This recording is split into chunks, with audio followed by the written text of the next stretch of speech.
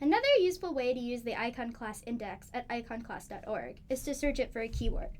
Suppose I'm looking for the keyword for the seasons. So when I do this search, it doesn't give a particular order for keywords, but by clicking on the first one, I can ultimately get to the one I'm looking for by looking backwards in the schedule. So as you can see, the most specific stuff is on the right, the least specific is on the left. And the more numbers and letters a code has, the more specific it is. So you can see it goes from specific months to divisions of the year, to the seasons more generally, to time, which is a subcategory of nature.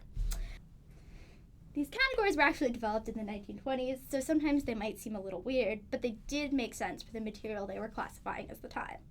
Suppose I'm looking for 23F, seasons of the year.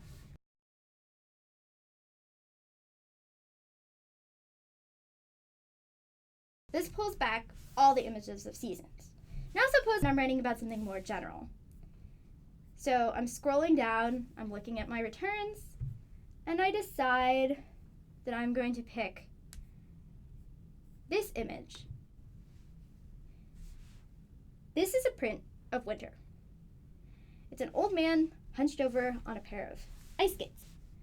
And the zodiac signs that relate to winter are in the sky. And as you can see, this is identified on the left hand. So let's say I want to write about the idea of representation of winter activity, whether it's labor, some of the images of fall have people working in the fields, or it's something like pleasure. And skating is actually a big activity in the Little Ice Age in Northern Europe, so I'm going to look for all the images of skating or winter sports. So this brings up more prints.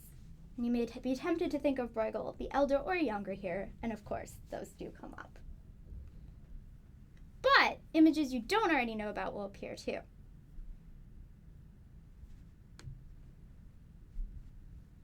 This is an emblematic print featuring skaters, but also a lot of other things in a city scene surrounding Antwerp.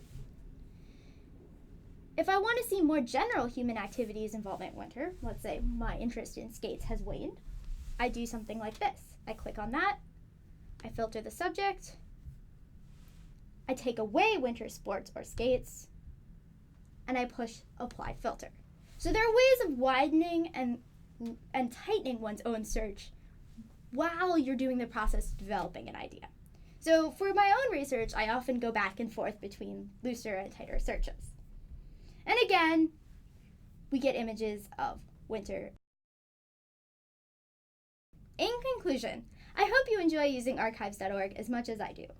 Arkyves is designed to help you enjoy the connections between images, books, texts, and ideas, and works on the principle of serendipity and fun. It's not just a regular search engine, but a genuine tool for expanding your research. If you have any questions, you can feel free to ask your art history librarian. Thanks for listening, and I hope you find this tutorial helpful.